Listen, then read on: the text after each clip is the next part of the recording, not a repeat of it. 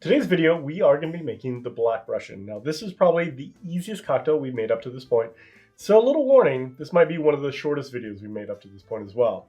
So we're going to talk a little bit about the history. We're going to make the cocktail, talk about some simple variations, because that's what we do. And we're going to do something different at the very end. We're going to answer some questions regarding the Black Russian.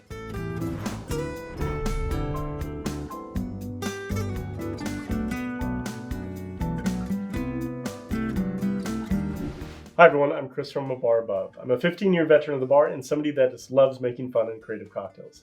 Now we're going to make the Black Russian here in a second, but before we do, let's talk a little bit about the history of this particular drink. The Black Russian was created in 1949 by bartender Gustav Tops, who was working at a hotel in Brussels. He presented the drink to the United States ambassador to Luxembourg at the time, and it has been a classic ever since. So now let's go ahead and make the Black Russian.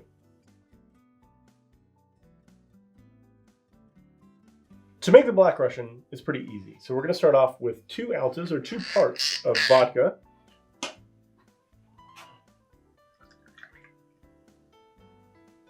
It's going to go right in the glass you're going to be drinking out of.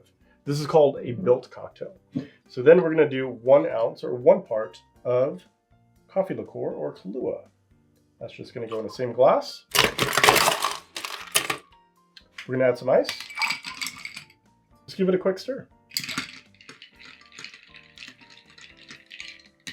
And there you have it, the Black Russian. Since the Black Russian is such a simple cocktail to make, there is a lot of room for creativity. As you see, the simple addition of an amari and a lemon twist goes a long way. It changes the flavor of the cocktail considerably. Now, we could take a look at the base spirit that we use in here and trade it out for something like a rum, tequila, or even a cognac, and that'll change the cocktail. Now, if you really want to go down the rabbit hole and get creative, you can make your own coffee liqueur and infuse it with even additional flavors. So that is an extreme example of a variation.